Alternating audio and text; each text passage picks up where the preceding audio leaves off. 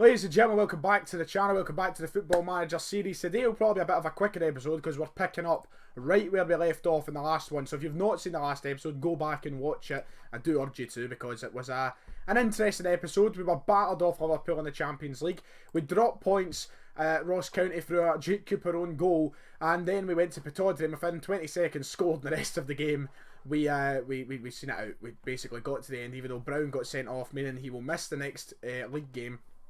But today, we've got a big episode in the terms that we are going to play Liverpool again, but this time at Parkhead. Today is a very big episode. Back-to-back Champions League home games. It will pretty much seal our fate as to whether or not we will make it to the last 16 or will we head into the Europa League. Or, if things go badly, because it's two hard games, of course, Liverpool and Atletico Madrid, we could be in a dogfight with Ludogorets to see who does finish third or fourth in the group. But we're at Parkhead, which means there is some faith, there is some hope that we can get results against these two sides, but we know how dangerous Liverpool, for a start, can be, and we're going to jump right into it today. We're going to be playing that first game, we're going to get right into it, and I nearly submitted the team by accident there. Thank God Scott Bain is unregistered.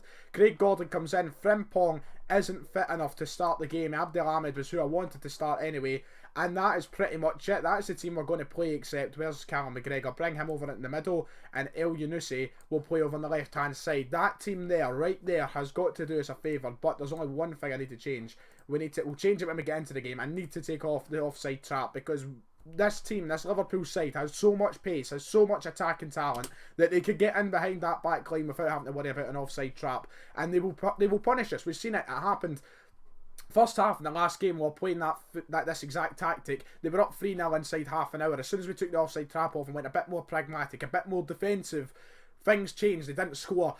And if it was from that point on, the game would have ended 0-0. But it didn't end 0-0. So today, we're taking on basically the exact same Liverpool side. I think they've made a couple of changes. Fabinho coming in instead of Oxlade-Chamberlain. They've went a bit more defensive because they know we can make problems for them here at Celtic Park. Look, we're going to tell them to go out and get revenge today. Let's just go for it. Let's go into this game. No mercy. Let's be Celtic. Let's get the Celtic Park atmosphere to help us take off that offside trap, and let's hope for the best in this game. We've got a task ahead of us. It's not going to be easy. I'm not asking for the world here, but what I am asking is that we cause a little bit of bother for them. But here we go. We have a highlight very early on in the game. Abdelhamid on the right hand side. Brown swings it in. El Yunusi, we're 1-0 up. Just like that, 8 minutes into the game. Mohamed El Yunusi.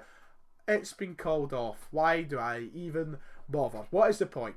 I got my hopes up for nothing there. I thought we were up against the European champions. Keep in mind, this is the reigning European champions we're taking on, and I thought we were up 1-0. But that is positive. It's a good sign for hopefully the next few highlights in the game. But Liverpool, look at their team, man.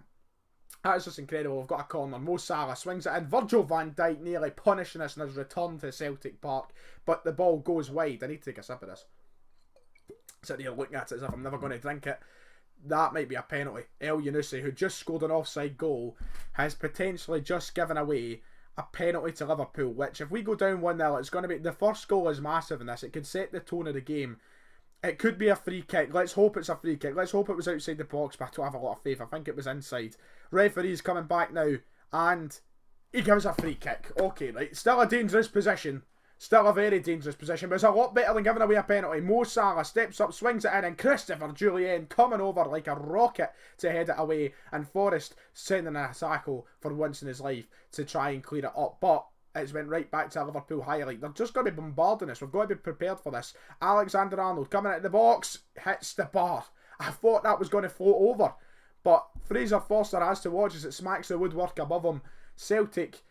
Come on, boys. We need to stick in a little bit here and do something. It's not going to be easy. I'm asking for big things.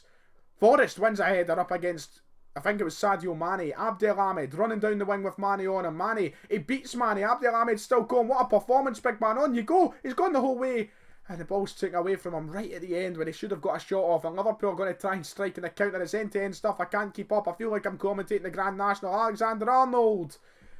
That's poor. A poor goal to give away. He comes in and hits it in the volley, but Fraser Forster's got to get down quicker. He's got to go better than that. And just like that on the counter-attack, Liverpool show what their pace can do. And it's a slide tackle which was wasted there from whoever it was. I can't actually... It was Scott Brown. And Forster, it's poor goalkeeping from him. I've got to be honest about that. It wasn't great from Big Fraser. And just like that, we're down 1-0. And the other game, right now, Ludogorets are fighting for a point. And we go down 2-0 just like that. What happened, man? In the space of 5 minutes, we were very... Tony Mowbray in the house now, innit? What can we expect? We're playing the best team in Europe. And there's not much we can do when they've got players like that. And it's just, they just show in the space of 5 minutes how much they can do. As long as they get their pace out going for them, there's not a lot you can do. I don't even know if I should go more attacking in the centre half and try and pull back some goals, or if I should stick with this approach.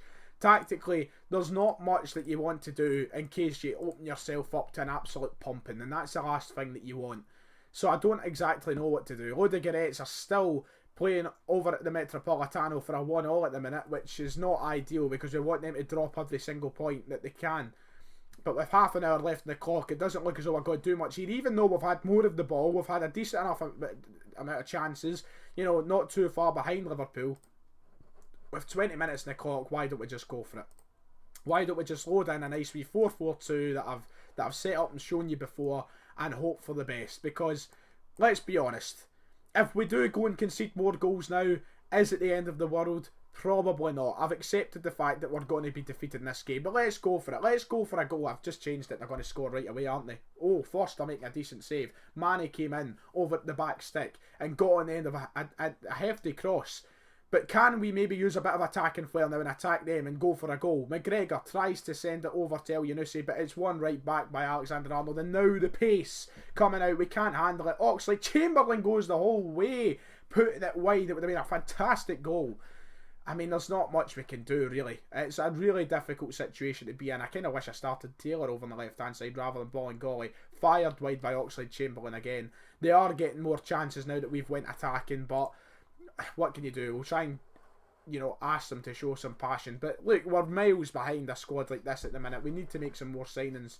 But it looks as though we're going to see out the game with a 2-0 loss at Celtic Park. We've disappointed the home crowd. Liverpool 2, Celtic 0. I'm far from pleased with the result. I'm going to be honest with them. I'm going to be aggressive because there's not too much to shout about there. This could be an episode with 2 defeats.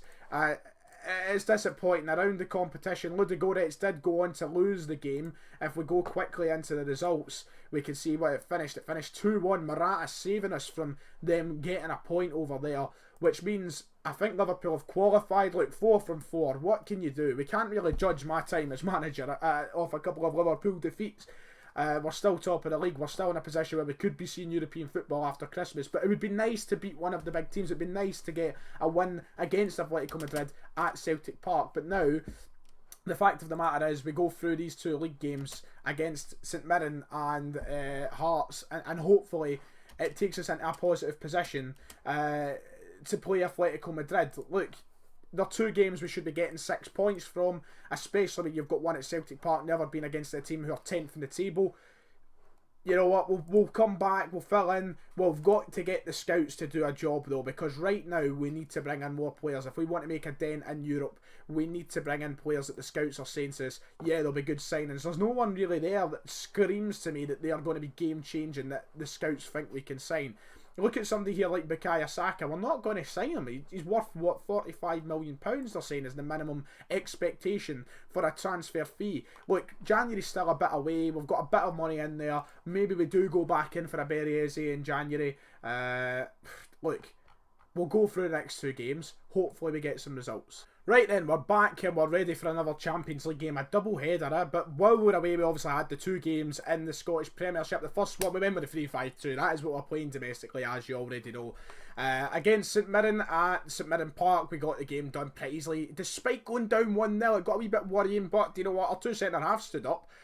We got fired back pretty much instantly. 2 great headers from Ayer and Julien to get us back in the game and in front, and then Griffiths sealing the deal later on in the game. Edouard was missing in that game, and then finally Julien stepping up once again, Edouard once again missing, and getting us a big 1-0 win against Hearts at Celtic Park. Like, the performance was very dominant once again from us, but it was just one of those ones we couldn't put the ball in the back of the net, and that means for the league table we're coasting, you know, 13 games without a single loss. Like, people comparing me to Tony Mowbray in the comments a couple of weeks ago.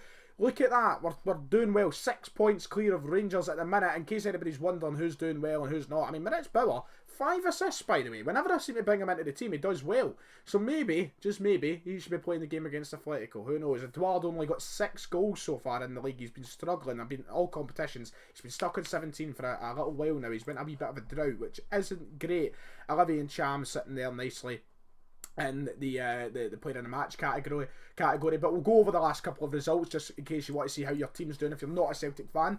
Rangers, thought it was done and dusted against Aberdeen with Considine getting a late goal, but in the 94th minute Yanis Hadji stepped up and made it 1-1. This was in the Hearts game, by the way, the match day. Motherwell with a big 4-2 win over Hamilton in a very exciting affair.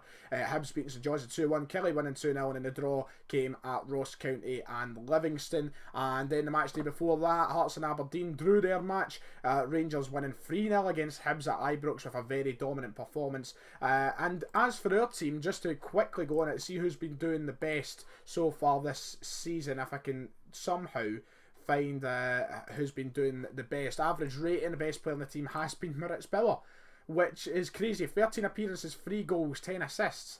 And then followed by Ball and Golly. We've got all right backs playing well though, because look, Abdelhamid and Frimpong are not far behind either. But in terms of assists, Moritz Bauer has been absolutely fantastic on that right hand side. And yes, we're going to start him against Atletico Madrid in the final game of today's episode. Who would have thought that Moritz Bauer would have been so good when I rated him probably the worst player so far this season for Celtic in my rating every Celtic players video? Who would have thought he would have had such an impact in this save? Unbelievable scenes from the big man, the big Austrian. Is it Austrian or is it Swiss? No, I think of it. It's Austrian. It's definitely Austrian. Ryan Christie wants an improved contract. Okay, right, fine, I'll give him it because he is one of our best players. But how much do they want a week? Because he's an important player, yes, because he is. He's won 27 grand a week to go on top of his current 8 grand a week. So he's asking for a £21,000, or sorry, a £19,000 wage rise. You can see why he wants more money when he's only on 8 grand a week. I'm going to try and bring it down to 25 just to be a little bit more. Yep, that's fine. 25 grand a week Christie's got up to. That's a big wage rise though. And now Ncham's want one. He's seen Christie want one, and now Ncham's want it. They're all money grabbing. But Ncham's definitely get one because I do want to keep him here at the team. I'll say he's a star player. He might not be. We can't give him the yearly wage rise.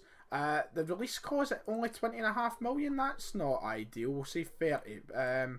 And can I get 21 million? Do you know what? Right, okay, the release cost at 21 million. That makes me uneasy, but hopefully no one triggers it in the. I regret it already. Why did I do that? Why did I give him a £21 million release cost? Their contracts will be penned though. Olivier and Cham and Christie going up in the world, I suppose, and their back pockets will be lined. This game, I'm going to stick with the 3-5-2. We've not tried it in Europe. Let's go for it. Why not? We may as well.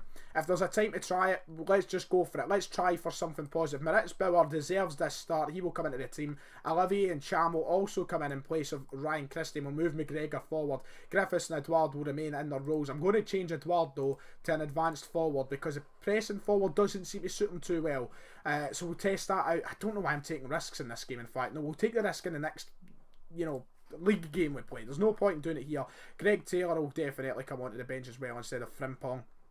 Rogic will come on instead of Arzani, and Jake Cooper will finally come in place of no he won't. Cooper will sit in the reserve. Sorry Jake.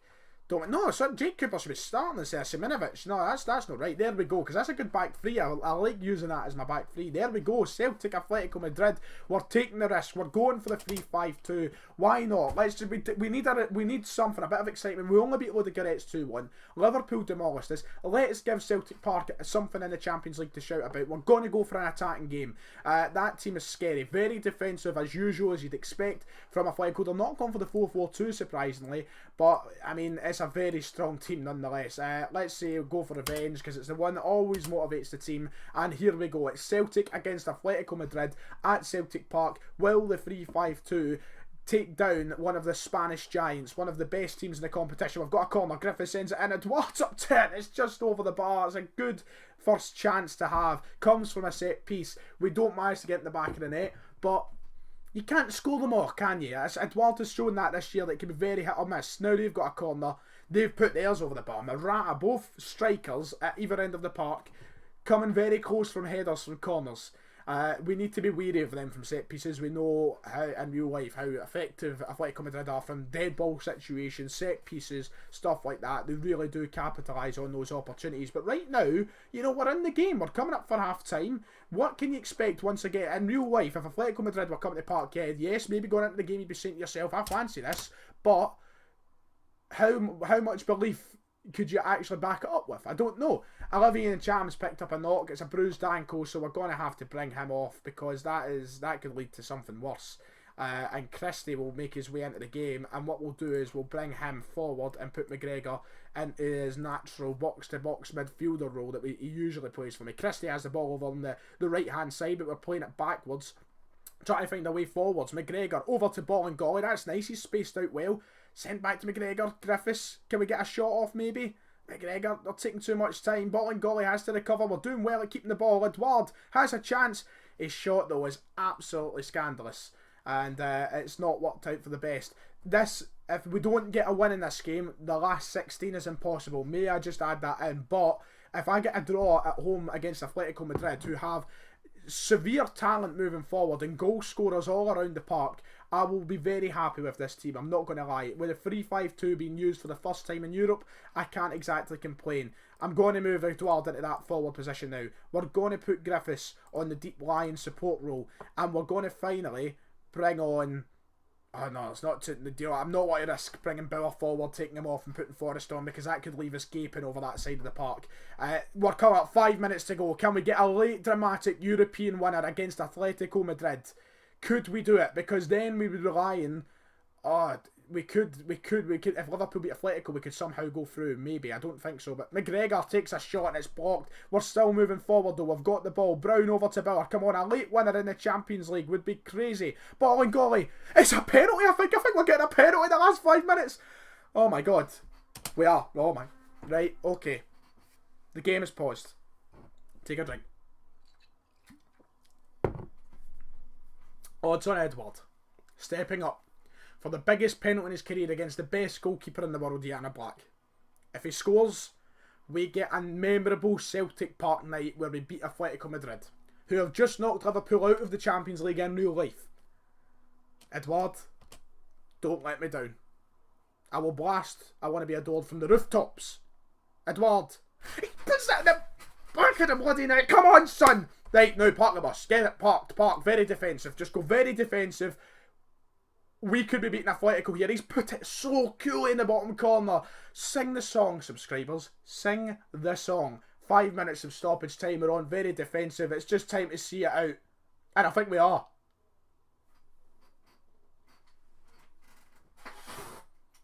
We've done it.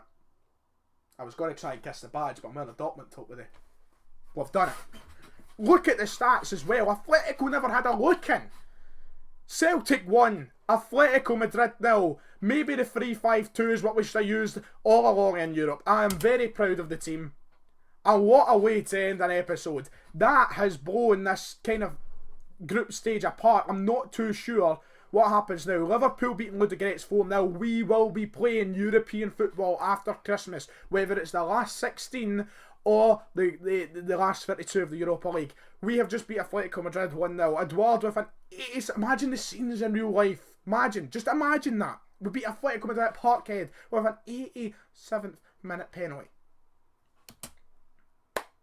Look at the headline. Ease pass. Player of the match, Jake Cooper. Who would have thought when I signed Jake Cooper he'd be getting man of the match performances in the Champions League? Oh, we're knocked out. Right.